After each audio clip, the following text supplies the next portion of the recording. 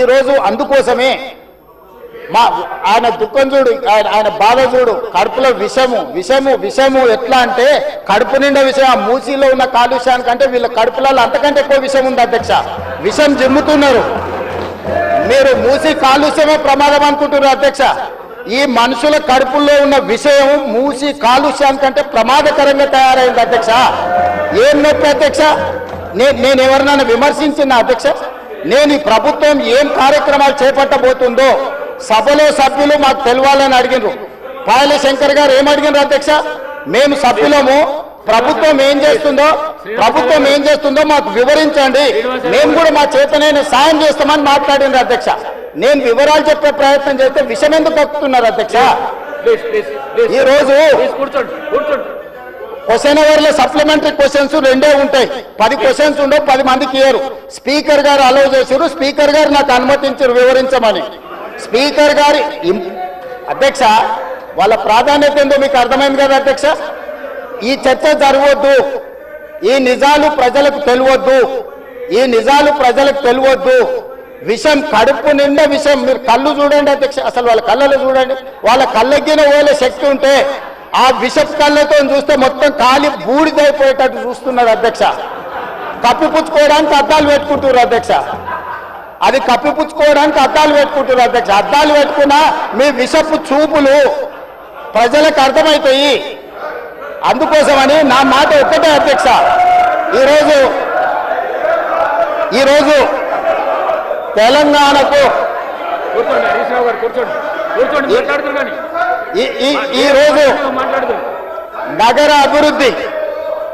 ఈరోజు నగర అభివృద్ధి చేయడం మా బాధ్యత. ఈరోజు ఇన్ని మాటలు మాట్లాడుతున్నారు కదా అధ్యక్ష. ఆనాడు కాంగ్రెస్ లో గెలిచిన ఎమ్మెల్యేని తీసుకొని మూసీ రివర్ డెవలప్మెంట్ కార్పొరేషన్ కు చైర్మన్ చేసింది ఎవరు అధ్యక్ష? ఎవరు? ఈ రోజు వివరాలు చెప్తుంటే ఆ నొప్పెందుకు అధ్యక్ష? మీరు అనుమతి ఇచ్చిన తర్వాత వాళ్ళెవరు అధ్యక్ష ప్రశ్నించనికే? వాళ్ళెవరు సభ్యులు? ఈ రోజు అక్బరుద్దీన్ ఓవైసీ గారు, పాయల శంకర్ గారు, లేకపోతే కాలేరు వెంకటేష్ గారు. ఆ కాలేరు వెంకటేష్ గారినైనా చూసి నేర్చుకోండి, కనీసం ఒక అవగాహన వస్తుంది. స్పష్టంగా నేను అంబర్పేట పోయినప్పుడు చెప్పిండు, 100% అంబర్పేట శాసనసభ నియోజకవర్గంలో మేము మూసీ నది ప్రక్షాళనకు సహకరిస్తాము. మా పేదలకు అందరికీ మంచి ఇండ్లు కట్టించండి, మా ప్రభుత్వ కార్యాలయాలు కట్టించండి, మా ప్రాంతాన్ని అభివృద్ధి చేయండి. నేనే ముందు భాగాన నిలబడి మూసీ నది ప్రక్షాళనకు సహకరిస్తానని అంబర్పేట ఎమ్మెల్యే కాలేరు వెంకటేశ్వర గారు ముందుకు వచ్చి బహిరంగంగా మైక్లో చెప్పిండు. నిన్నగాక మొన్న వచ్చి నన్ను కలిసి చెప్పిండు. ఆ పక్కనే ఉప్పల్ ఎమ్మెల్యే లక్ష్మారెడ్డి గారు వచ్చి కలిసి, సార్ మా ప్రాంతాన్ని అభివృద్ధి చేయండి, మూసీ నదిని ప్రక్షాళన చేయడం ద్వారా మా ప్రాంతానికి ఉపయోగపడుతుంది, మీరు చాలా మంచి పని చేస్తారు, మీరు వేగంగా ముందుకు వెళ్ళండి, మా వైపు నుంచి మీకు ఏం సహకారం కావాలని చెప్పి ఆ శాసనసభ్యులు వచ్చి కలిసిరు అధ్యక్ష. ఇవాళ నేను ఒకటే అడుగుతున్నా అధ్యక్ష, ఈ రోజు మూసీ నది ప్రక్షాళన చేసుకుంటే నల్గొండ, ఈరోజు మూసీ నది ప్రక్షాళన మేము చేస్తున్నామంటే మీరు చెయ్యాలంటున్నా వద్దంటున్నా? ఒక్క మాటలో చెప్పండి. మీరు చెయ్యాలనుకుంటే ఏమి చెయ్యాలో సూచన ఇవ్వండి, వద్దంటే మీ కడుపు మంట ఏందో చెప్పండి, తెలంగాణ ప్రజలు నిర్ణయించుకుంటారు. అందుకే ఈరోజు మూసీ నది పరివాహక ప్రాంతాన్ని నైట్ ఎకానమీగా మారుస్తా అని చెప్పిన అధ్యక్ష. పట్టణం అంతా రాత్రి 9 గంటలకు నిద్రపోతే రాత్రి 9 గంటల నుంచి ఉదయం 6 గంటల వరకు మూసీ నది పరివాహక ప్రాంతంలో నైట్ ఎకానమీని రివైవ్ చేసి అక్కడ హోటల్స్, ఆఫీసులు, అదే విధంగా ఫుడ్ కోర్ట్స్, కల్చరల్ యాక్టివిటీస్ వీటన్నిటిని కూడా ప్రపంచ స్థాయి నగరంగా మార్చడానికి నైట్ ఎకానమీని ఓపెన్ చేయబోతున్నామని చెప్పినాం అధ్యక్ష. ఆ ప్రాంతంలో ఉన్న ప్రతి వాళ్లకు, నష్టపోయే వాళ్లకు అత్యధికంగా నష్టపరిహారం ఇచ్చి బ్రహ్మాండమైన కాలనీలు కట్టించిస్తాం అధ్యక్ష. ఈరోజు వాళ్ళు ఏ పరిస్థితి లేనోళ్ళు, ఏ దిక్కు లేనోళ్ళు, సర్వం కష్టాలలో మునిగేటోడే మూసీ పక్కన పోయి ఇల్లు కట్టుకుంటాడు అధ్యక్ష. మూసీలో ఉండే దోమలు కానీ, కంపు కానీ, అక్కడ ఉన్న వాతావరణం కానీ, శవాలు కొట్టుకొస్తుంటే ఎవరైనా అక్కడ ఉండాలనుకుంటారు అధ్యక్ష? ఏ పేదోడైనా మీరు చెప్పండి అధ్యక్ష. ఒకప్పుడు నందనవనం కట్టింది కదా అధ్యక్ష, మూసీ నదిలో ఉన్నోళ్ళని తీసుకెళ్లి ఈ రోజు ఆ ప్రాంతంలో నందనవనం మనం పోయినప్పుడు ఎంతమంది జిల్లాల నుంచి వచ్చిన వాళ్ళు ఉన్నారు అధ్యక్ష. ఎల్బీ నగర్ ఎమ్మెల్యే గారికి తెలుసు నందనవనం ఆ కాన్స్టిట్యున్సీలోనే వస్తుంది. ఈ రోజు మూసీ నది పరివాహక ప్రాంతంలో ఉన్న పేదలకు మంచి వసతులు కల్పించి వాళ్ళ పిల్లలు చదువుకోవడానికి మంచి పాఠశాలలు ఇచ్చి వాళ్ళకు ఉద్యోగ ఉపాధి అవకాశాలు కల్పిస్తామని మేమంటే లేదు, అది అట్లనే ఉండాలి, తరలించడానికి వీల్లేదు, కట్టడానికి వీల్లేదు, మేము అడ్డం పండుకుంటాం, మేము నిలువు పండుకుంటాం అన్నారు. మరి మన వర్షాలు వచ్చినప్పుడు పోయి పండుకునేది ఉండే అధ్యక్ష, పోలేదు. ఏమి లేనప్పుడు పోయి ఆ పక్కన ఉన్న కాలనీలలో పండుకొని వచ్చారు అధ్యక్ష. ఇప్పుడు ఉండమని ఉంది అధ్యక్ష నెల రోజులు. ఇప్పుడు వద్దంటున్న వాళ్ళు ఉన్నారు కదా, నెల రోజులు మూసీ నది పక్కన ఉండమని చెప్పుండ్రు అధ్యక్ష. అంబర్పేట శ్మశాన వాటిక ఉంది కదా అధ్యక్ష, ఆ శ్మశాన వాటిక దగ్గర ఉన్న శవాలు, కులిపోయిన శవాలు, కాలిపోయిన సగం కాలిన శవాలు ఉన్నాయి కదా అధ్యక్ష, వీళ్ళందరూ అక్కడ ఉండమని ఉండి చూడమని ఉండి. ఏ దుర్భరమైన పరిస్థితి ఉందో అర్థమవుతుంది, ఏ దుర్భరమైన పరిస్థితుల్లో ప్రజలు ఉన్నారో అర్థమవుతుంది. అందుకే ఈరోజు ప్రపంచ స్థాయి సంస్థలను కన్సల్టెంట్గా పెట్టుకున్నాము. ఫస్ట్ ఫేజ్ ఒక కొలిక్కి వచ్చింది, మిగతాది కూడా విడతల వారిగా ప్రాజెక్టు రిపోర్టు జరుగుతుంది. నేను హైదరాబాద్ నగరంలో 5 ఏళ్లలో 1,50,000 కోట్లు ఖర్చు పెడతాం, మూసీ నది ప్రక్షాళన చేస్తామంటే 1,50,000 కోట్లు కాంట్రాక్ట్ ఇచ్చేసారు, రేవంత్ రెడ్డి 25,000 కోట్లు తినేసిందని మాట్లాడుతున్నారు అధ్యక్ష. ఎంతసేపు వాళ్ళు ఎట్లనో మిగతా కూడా అట్లనే అనుకుంటారు అధ్యక్ష. కాంట్రాక్ట్లు ఇచ్చుడు, కమిషన్లు కొట్టుడు, లిఫ్టులు పంపులు పెట్టుడు, ఇండ్లలో కనకవర్షం కురిపించుకున్నాడు, పోయి జన్వాడల్లో లేకపోతే మొయినాబాద్లో ఫామ్ హౌస్లు కట్టుకున్నాడు. ఇంతకు తప్ప మీరు చేసింది ఏంది? నా గురించి మాట్లాడే అర్హత మీకెక్కది? ఈ రోజుకు ఏది కూడా మేము కన్సల్టెంట్స్ డీటెయిల్ ప్రాజెక్టు రిపోర్ట్ ఇచ్చే వరకు అంచనాలు మేము చెప్పలేము. ఏంటంటే మేము 80,000 పుస్తకాలు చదవలేదు, మాకంత నాలెడ్జ్ లేదు, మేము అట్లా దొంగతనాలు చేయాలని పని కూడా పెట్టుకోలేదు అధ్యక్ష. అందుకే ఈరోజు మంచిరేవుల దగ్గర కాకతీయుల నాటి శివాలయం ఉన్నది అధ్యక్ష. 850 సంవత్సరాల పురాతనమైన శివాలయం మంచిరేవుల దగ్గర ఉంది అధ్యక్ష. గ్రేహాండ్స్ ల్యాండ్ ఉందా, ఈ రోజు అక్కడ శివాలయం కట్టదలుచుకున్నాం అధ్యక్ష. మన సంస్కృతిని కూడా పునరుద్ధరిస్తున్నాం. ముందుకు వచ్చిన తర్వాత మక్కా మసీదు ఉన్నది, ఒక అంతర్జాతీయ స్థాయి మసీదును అక్కడ కట్టదలుచుకున్నాం అధ్యక్ష. నదీ పరివాహక ప్రాంతంలో ముందుకు వస్తే సిక్ చావుని గౌలిగూడ దగ్గర ఒక అద్భుతమైన స్వర్ణ దేవాలయం లాంటి ఒక సిక్ మందిరాన్ని కట్టదలుచుకున్నాం అధ్యక్ష. ఆ విధంగా ముందుకెళ్తే ఉప్పల్ ప్రాంతంలో మెదక్ చర్చ్ లాంటి ఒక అద్భుతమైన చర్చిని కట్టదలుచుకున్నాం అధ్యక్ష. మూసీ నది పరివాహక ప్రాంతంలో ఒక పక్కన దేవుడు ఉంటాడు, ఇంకొక పక్కన అల్లా ఉంటాడు, ఇంకొక పక్కన గురుద్వారా ఉంటుంది, ఇంకొక పక్కన యేసు ప్రభు ఉంటాడు.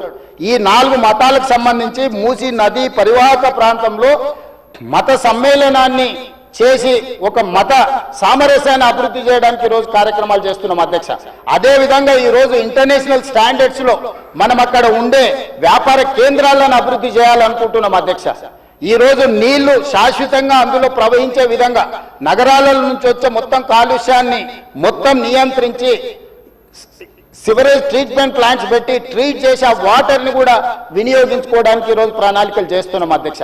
వీటన్నిటికీ అంచనాలు లేకుండా టెండర్లు ఇచ్చి కాంట్రాక్టర్ల దగ్గర నుంచి మేము కమిషన్లు కొట్టదలుచుకోలేదు అధ్యక్ష. సంవత్సరంన్నర నుంచి నిరంతరం పనిచేస్తే ఇప్పుడు ఒక కొలిక్కి వచ్చినాయి. ఇంకొక సంవత్సరం పడుతుంది మొత్తం డీటెయిల్ ప్రాజెక్టు రిపోర్ట్ తయారు కావడానికి. 5 సంవత్సరాల కోసం కన్సల్టెంట్ కంపెనీని పెట్టుకున్నాం అధ్యక్ష. 5 సంవత్సరాలు ప్రాజెక్టు డిజైన్లు ఇవ్వడమే కాకుండా, అంచనాలు వేయడమే కాకుండా, నిర్మాణంలో కూడా వాళ్ళ సహకారం ఉండాలని చెప్పి ఈరోజు అంతర్జాతీయ స్థాయి కంపెనీలను తీసుకొచ్చి మనం పెట్టుకున్నాం అధ్యక్ష. నేను అందుకే డిపిఆర్ వచ్చిన తర్వాత బడ్జెట్ సెషన్లో మీ అందరికీ డీటెయిల్ ప్రాజెక్టు రిపోర్ట్ హౌస్లో ప్రజెంట్ చేస్తా అధ్యక్ష. మీ అందరి సూచనలు తీసుకుంటాం, మీ అందరి సలహాలు తీసుకుంటా. నాకు ఇందులో సీక్రెట్ ఏం లేదు అధ్యక్ష. ఒక గొప్ప మంచి ఉద్దేశంతో మూసీ నది ప్రక్షాళన చేయదలుచుకున్నాము. ఇది 4 నదుల అనుసంధానం అవుతుంది అధ్యక్ష. మూసా నది, ఈసా నది, గోదావరి నది, కృష్ణా నది, 4 నదుల అనుసంధానము జరగగలిగిన ఏకైక అవకాశం తెలంగాణ రాష్ట్రంలో ఉన్నది. ఈ గొప్ప కార్యక్రమాన్ని చేసే అవకాశం దేవుడు నాకు ఇచ్చిండు. ఈ రోజు గాంధీ బాపు ఘాట్ ఏదైతుందో అక్కడ గాంధీ సరోవర్ కట్టదలుచుకున్నాం అధ్యక్ష. గాంధీ సరోవర్ నిర్మించాలంటే ప్రభుత్వానికి భూమి తక్కువ ఉంది, డిఫెన్స్ ల్యాండ్ ఉంది. 200 ఎకరాలు కేంద్ర ప్రభుత్వాన్ని అడిగినాం, నరేంద్ర మోడీ గారిని అడిగినాం, రాజ్నాథ్ సింగ్ గారిని అడిగినాం. రాజ్నాథ్ సింగ్ గారు పెద్ద మనసు చేసుకొని తాత్కాలికంగా ఇమ్మీడియట్గా ఒక 60 ఎకరాలు ఇస్తా, ఇంకొక 50 ఎకరాలు 100 ఎకరాల పైన ఇస్తా. గాంధీ సరోవర్, గాంధీ అక్కడ గాంధీ సరోవర్ దగ్గర ప్రపంచంలోనే ఎత్తైన మహాత్మా గాంధీ గారి విగ్రహాన్ని కట్టాలి. అక్కడ గాంధీ ఫిలాసఫీని ప్రపంచానికి చెప్పాలి. గొప్ప ఎడ్యుకేషనల్ ఇన్స్టిట్యూట్స్ అక్కడ పెట్టాలి. ప్రజలకు జ్ఞానాన్ని, పిల్లలకు విజ్ఞానాన్ని ఇవ్వాలని ఈరోజు మేము ప్రయత్నం చేస్తున్నాం. కేంద్ర ప్రభుత్వం కూడా పార్టీలకు వ్యతిరేకంగా, పార్టీలకు భిన్నంగా ఉన్న రాజ్నాథ్ సింగ్ గారు ఒక పెద్ద మనిషి ముందుకు వచ్చి బ్రహ్మాండంగా ఉన్నది గాంధీ సరోవర్ కట్టుండని ప్రాథమికంగా 55 ఎకరాల భూమిని తెలంగాణకు బదలాయించడానికి ఒప్పుకుండు. మేము 200 అడిగినాం, మేము 100కు వస్తాం, మిగతా 50 ఎకరాలు కూడా ఇవ్వండి అని అడిగితే మనం కలిస్తే ఇప్పుడు కమిటీని పంపించింది అధ్యక్ష. డిఫెన్స్ సెక్రటరీలు అందరూ వచ్చి ఫీల్డ్ ఇన్స్పెక్షన్ చేసి ప్రాథమికంగా ఇది బ్రహ్మాండమైన ప్రాజెక్టు, మీకు ఆ భూమి కూడా ఇస్తామని కేంద్ర ప్రభుత్వం ముందుకు వచ్చింది అధ్యక్ష. మేము కేంద్ర ప్రభుత్వంతో సయోధ్య పెట్టుకుంటున్నది మీలాగా కేసుల నుంచి తప్పించుకోనికే కాదు అధ్యక్ష, తెలంగాణ రాష్ట్రాన్ని అభివృద్ధి చేయడం కోసం కేంద్ర ప్రభుత్వంతో ఈరోజు మేము చేస్తుంటే ఈరోజు మనోళ్ళు దానికి రకరకాల ఆలోచనలు జోడించి ఏది దోస్తే అది మాట్లాడుతున్నారు అధ్యక్ష. అందుకే దయచేసి సభ్యులకు ఏం అనుమానాలు ఉన్నా నాకేం అభ్యంతరం లేదు. నేను గతంలో ఇది నిర్మాణం చేయాలనుకున్నప్పుడు గ్రేటర్ హైదరాబాద్ పరిధిలో ఉండే ఎమ్మెల్యేలందరినీ సౌత్ కొరియా చూడడానికి రెవెన్యూ మినిస్టర్ శ్రీనివాస్ రెడ్డి గారి నేతృత్వంలో కార్పొరేటర్లను, మేయర్ని, డిప్యూటీ మేయర్ని, ఆఫీసర్లని, శాసనసభ్యులను అందరినీ పొమ్మన్నాం. మొదట్లో పాపం శాసనసభ్యులు అందరూ రానికి సిద్ధమయ్యారు. ఇక ఏమైందో కడుపులో విషం ఉన్నోళ్ళు ఏం విషయం చెప్పినో ఇక వద్దులే అన్న మేము రాము అని వాళ్ళు ఇచ్చేసారు. నేను ఇప్పుడు కూడా చెప్తున్నా, ఎమ్మెల్యేలందరికీ నా సూచన, ముఖ్యంగా గ్రేటర్ హైదరాబాద్ పరిధిలో ఔటర్ రింగ్ రోడ్ ఇన్సైడ్ ఉన్న ప్రతి ఎమ్మెల్యేకి నా సూచన, మీరు వెళ్ళి చూడండి, మీ అనుభవాన్ని మాకు పంచండి, మీ కాన్స్టిట్యున్సీలలో మీకు ఏం కావాలనో చెప్పండి. మాకు ఇట్లనే చేయాలి, అట్లనే చేయాలి, దీన్ని చెడగొట్టాలని లేదు, చాలా మంచిగా చేయాలనే ఆలోచన ఉన్నది మాకు. అటు ప్రకాష్ గౌడ్ గారు కావచ్చు, ఎంఐఎం ఎమ్మెల్యేలు కావచ్చు, లేకపోతే కాలేరు వెంకటేష్ గారు కావచ్చు, లేకపోతే లక్ష్మారెడ్డి గారు కావచ్చు, ఆ కిందికి వెళ్తే ఎల్బీ నగర్ సుధీర్ రెడ్డి గారు కావచ్చు, లేకపోతే సబితా ఇంద్రారెడ్డి గారు మహేశ్వరం కాన్స్టిట్యున్సీ కూడా కొంత పార్ట్ అందులోకి వస్తుంది. మీరందరూ విదేశీ పర్యటనకు వెళ్ళండి, ప్రభుత్వమే ఖర్చులు భరిస్తుంది, పర్యటన చేయండి. ప్రపంచ స్థాయి మూసీ రివర్ డెవలప్మెంట్ ఫ్రంట్ను మనం అభివృద్ధి చేసుకుందాం, ప్రపంచంతో మనం పోటీ పడదాం. ఆ అభివృద్ధి కార్యక్రమంలో పేదలకు ఎవరికైతే ఇబ్బంది కలుగుతుందో ఆ పేదలకు ఏ విధంగా న్యాయం చేద్దామో మీరు చెప్పండి. వాళ్ళకు పెద్ద కాలనీ కట్టిద్దామా, నాకేం అభ్యంతరం లేదు, ప్రభుత్వ నిధులతోనే కడుతున్నాం కదా, మీ ఆస్తి ఏమో అమ్ముతలేనే.